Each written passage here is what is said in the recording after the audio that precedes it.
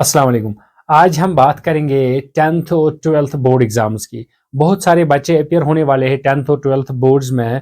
तो जो बच्चे मुझे देख रहे हैं उनके लिए ये रिक्वेस्ट है कि ये जो वीडियो है ये आप गौर से देखिए। आज मैं आपके साथ खाली 5 टिप्स शेयर करूंगा और वो जो 5 टिप्स है अगर आप उन पे ध्यान देंगे तो आपके एग्जाम्स में कोई भी डिफिकल्ट नहीं होगा 95% या 98% मार्क्स लाना।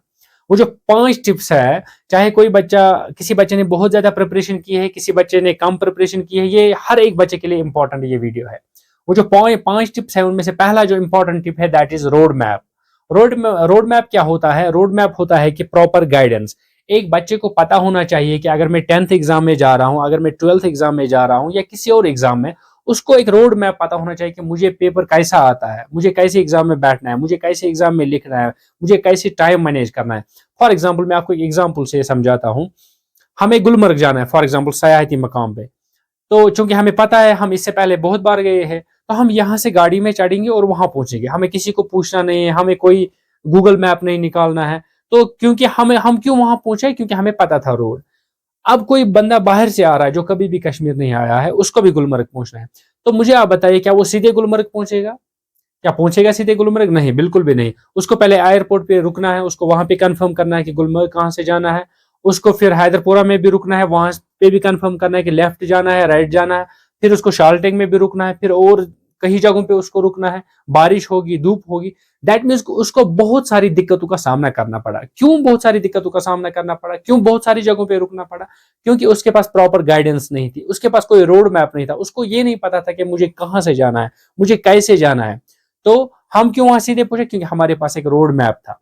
तो ये जो मैंने आपको बताया, रोड मैप, एक बच्चे के पास रोड मैप होना चाहिए, उसके पास एक गाइडेंस होनी चाहिए। उसको पता होना चाहिए कि एग्जाम में कैसे क्वेश्चन आता है, उसको पता होना चाहिए कि कितने मार्क्स का पेपर आता है। उसने पिछले साल के जो पेपर्स है ना, प्रीवियस ईयर्स पेपर्स, उसने वो भी देखे होने चाहिए। उसका जो सिलेबस है, उसका सिलेबस प्रॉपरली अच्छी तरह से पता होना चाहिए। तो अगर आपके पास ये चीज है, अगर आपके पास रोड मैप है, अगर आपके पास ये एक्सपीरियंस है, अगर आपको प्रॉपर गाइडेंस है, तो आप एग्जाम में कम टाइम में बहुत अच्छा करेंगे। तो ये था फर्स्ट पॉइंट। सेकंड पॉइंट जो मोस्ट इंपॉर्टेंट पॉइंट है दैट इज टाइम टेबल। अक्सर क्या होता है, अक्सर बच्चे क्या करते हैं, वो पूरा अपना टाइम जो है वो वेस्ट करते हैं टाइम टेबल बनाने में। एक दिन एक टाइम टेबल बनाया, दूसरे दिन दूसरा टाइम टेबल बनाया। लेकिन मेरी सजेशन ये है आपको कि आप बिल्कुल भी टाइम टेबल ना बनाइए। क्यों? क्योंकि कोई बच्चा होता है जो सुबह ज्यादा अच्छा पढ़ता है, जिसका माइंड, जिसको इंटरेस्ट होता है सुबह ज्यादा पढ़ने में। कोई बच्चा होता है जिसको इवनिंग में ज्यादा इंटरेस्ट पढ़ने में होता है। कोई बच्चा होता है जो ज्यादा नाइट में अच्छा पढ़ता है। तो मेरी सजेशन आपको ये रहेगी कि आप बिल्कुल भी कोई भी टाइम टेबल ना बनाए। टाइम टेबल से अच्छा है, ज्यादा अच्छा है कि आप स्लॉट्स बनाइए, टाइम स्लॉट्स आप बनाइए। टाइम स्लॉट्स यानी कि अगर आप सुबह ज्यादा अच्छा पढ़ रहे हैं तो आप मॉर्निंग से 2 घंटे, 4 घंटे, 5 घंटे दीजिए बुक्स को, अपने नोट्स को। अगर आपको सुबह, कोई बच्चा सुबह देर से उठता है, तो अगर आपको सुबह पढ़ने की आदत नहीं है, आपको आप शाम को पढ़ते हैं, तो आप इवनिंग में दीजिए 2 घंटे, 4 घंटे, 5 घंटे, जैसे भी आप फिजिबल उस टाइम में है। तो मेरी सजेशन आपको यही रहेगी, आप बिल्कुल भी टाइम टेबल ना बनाए, आप बिल्कुल भी अपना टाइम वेस्ट ना करें। अब अगर किसी बच्चे को बनाना है टाइम टेबल, तो वो दिमाग में ही टाइम टेबल बनाए, बल्कि वो कॉपीज पे बार बार टाइम टेबल बनाना, जिससे कि आपका टाइम वेस्ट होता है। और अपने छोटे छोटे टारगेट्स बनाइए।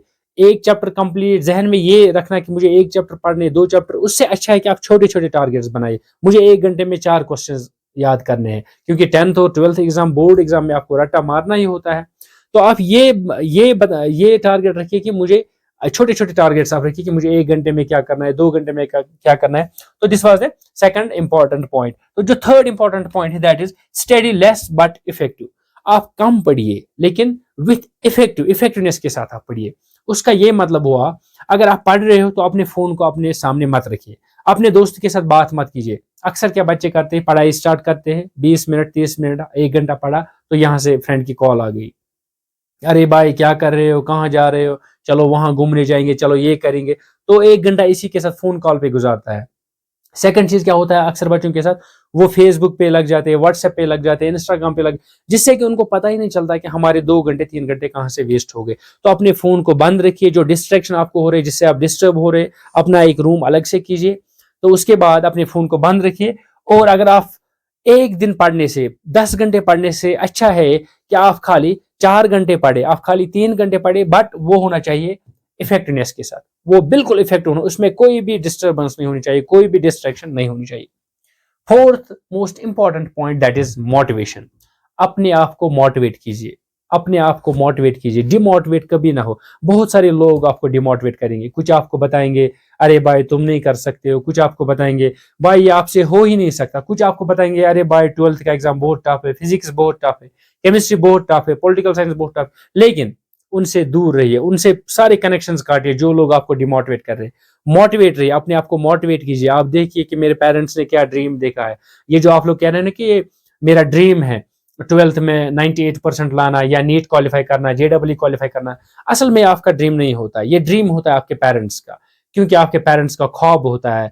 हर एक पेरेंट चाहता है कि मेरा बच्चा आगे जाए, मेरा बच्चा नीट में सिलेक्ट हो जाए, मेरा बच्चा जेडब्ल्यू में सिलेक्ट हो जाए।